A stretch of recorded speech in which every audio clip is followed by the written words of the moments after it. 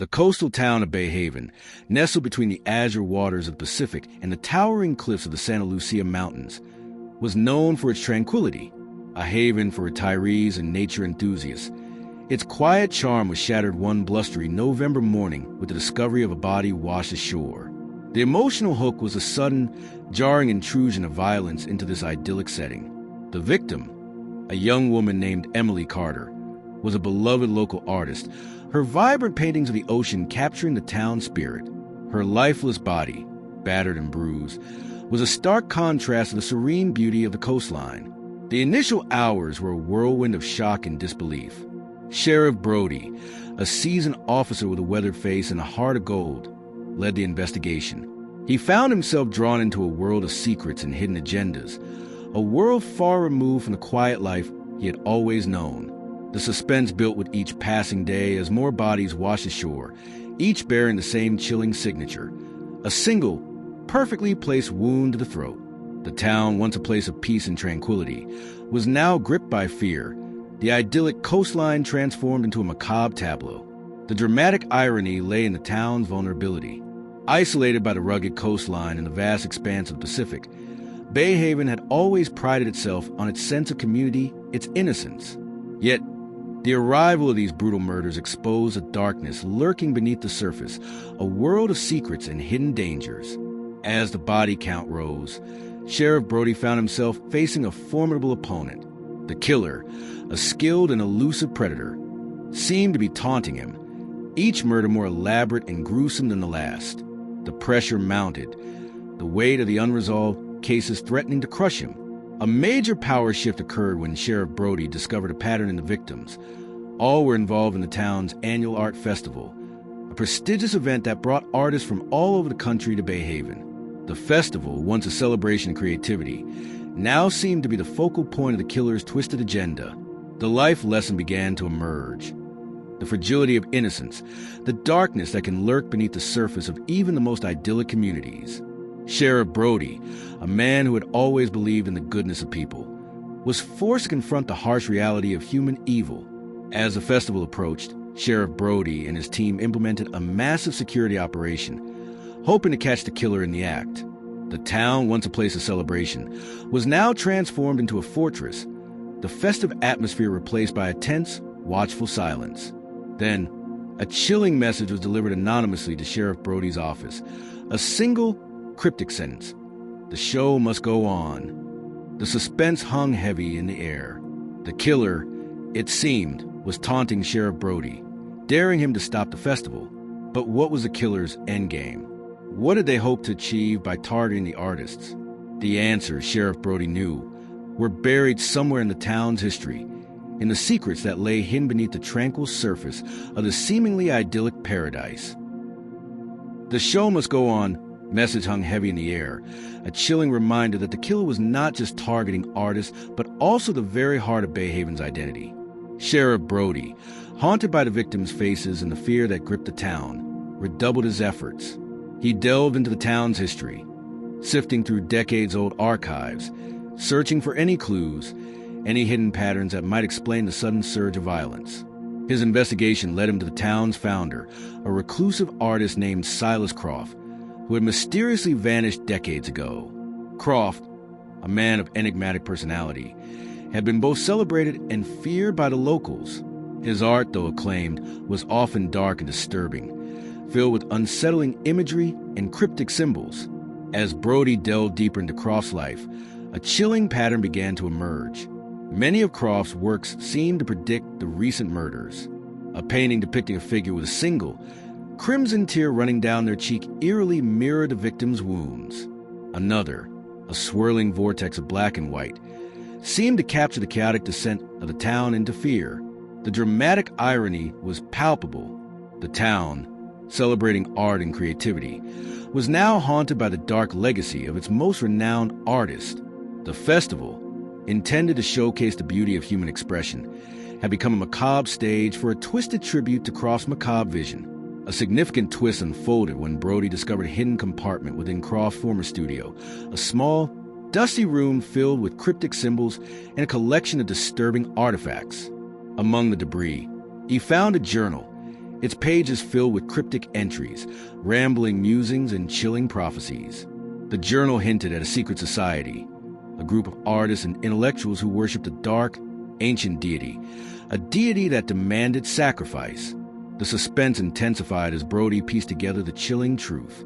The murders weren't random acts of violence. They were ritualistic offerings, a twisted tribute to forgotten deity. The killer, whoever they were, was not just a copycat. They were a disciple, following the ancient path laid out by Croft.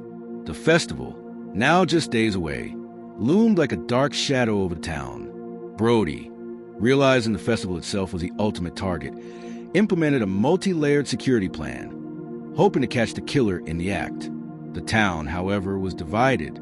Some residents, fearing a witch hunt, protested the heightened security measures, claiming they were an infringement on their freedoms. Others, gripped by fear, pleaded with Brody to cancel the festival altogether. Amidst the chaos, a new threat emerged.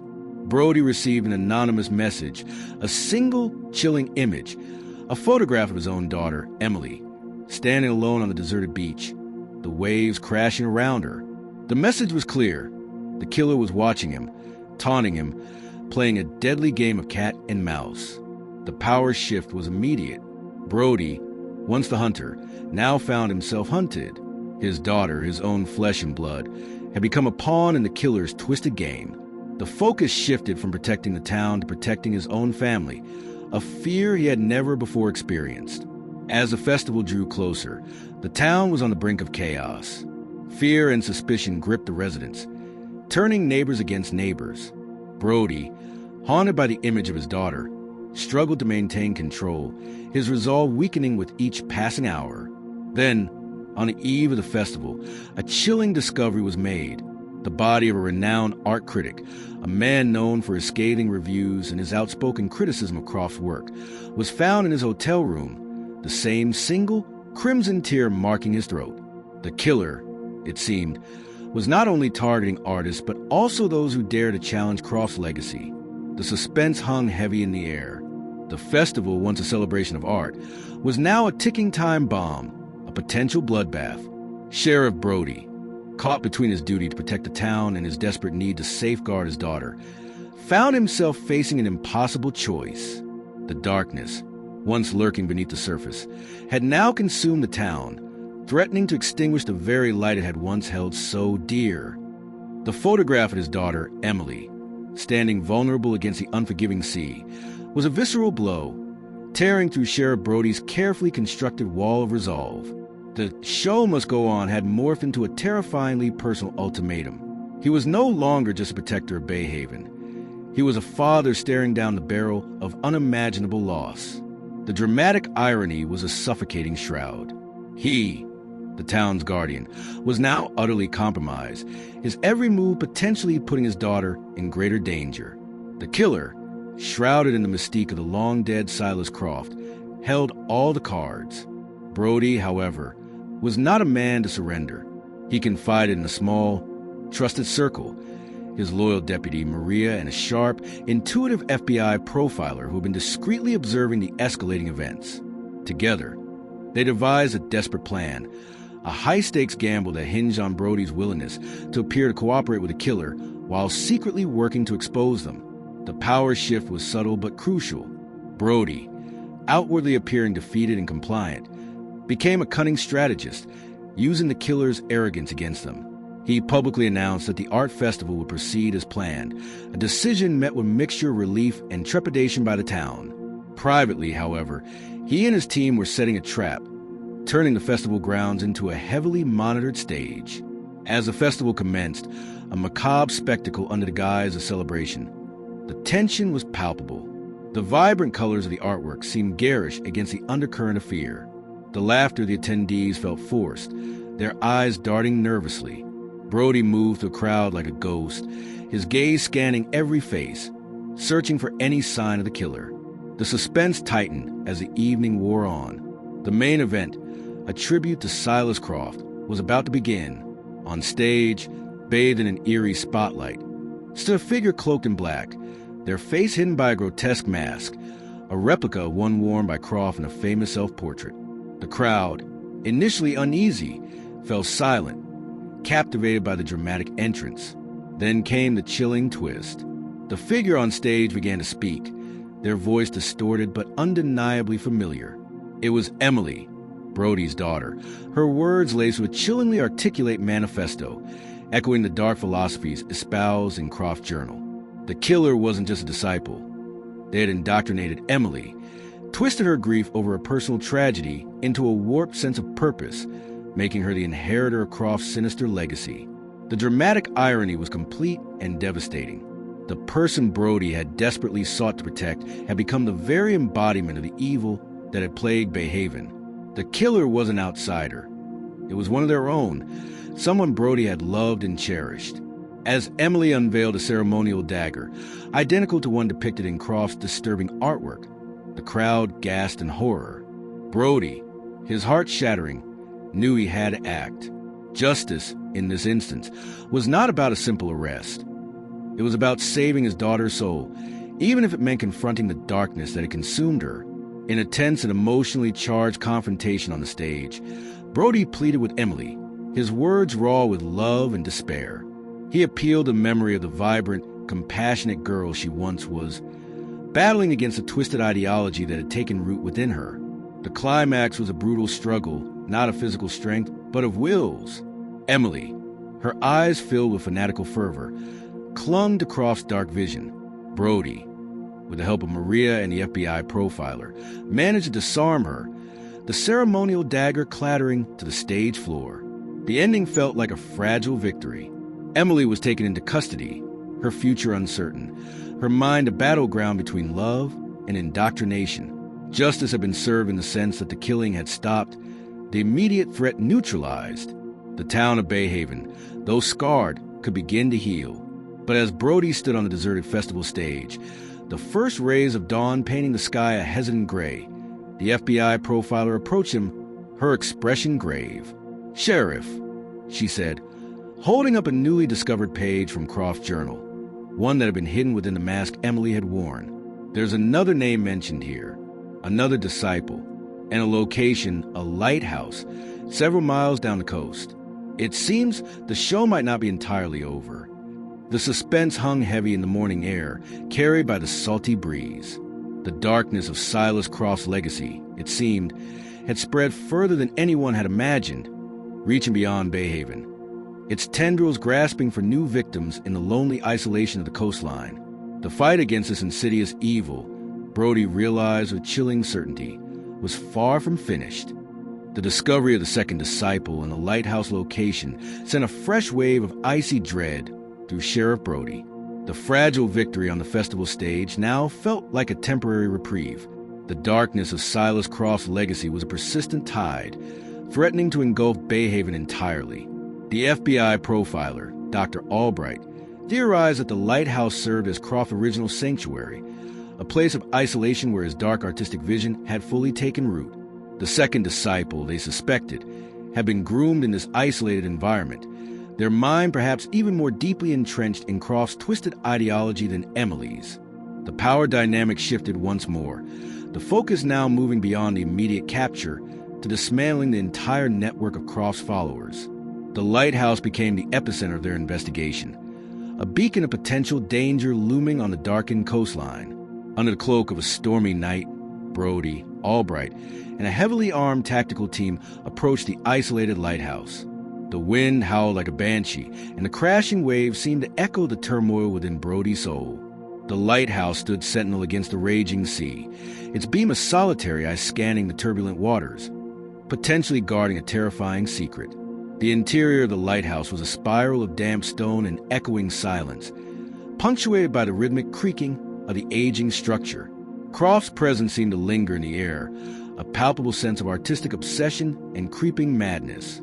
They found more of his disturbing artwork, more cryptic writings, further testament to his descent into darkness. The suspense built with each upward climb, each creaking step on the winding staircase. They found no immediate sign of the second disciple, only the chilling remnants of Croft's solitary existence. The higher they ascended, the more oppressive the atmosphere became, the sense of being watched growing stronger. Then, in the lantern room at the very top, bathed in the eerie glow of the powerful light. They found her, a young woman, her eyes vacant and filled with a chillingly serene devotion, stood before a makeshift altar adorned with cross artwork and strange symbols.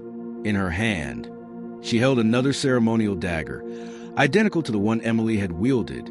The dramatic irony was a final, heartbreaking twist. The beacon of hope and guidance for sailors had become the sanctuary of twisted faith, its light now illuminating a scene of potential sacrifice. The isolation that had once defined the Lighthouse had nurtured a dangerous fanaticism. A tense confrontation ensued. Brody, his voice weary but firm, tried to reason with the young woman, appealing to any semblance of humanity that might still reside within her. Albright, drawing on her expertise in cult psychology, attempted to break through the layers of indoctrination, but the disciple's mind was a fortress, her devotion to Croft absolute. She spoke in hushed, reverent tones, her words echoing the dark prophecies from his journal, her eyes fixed on some unseen entity beyond the storm-lashed windows.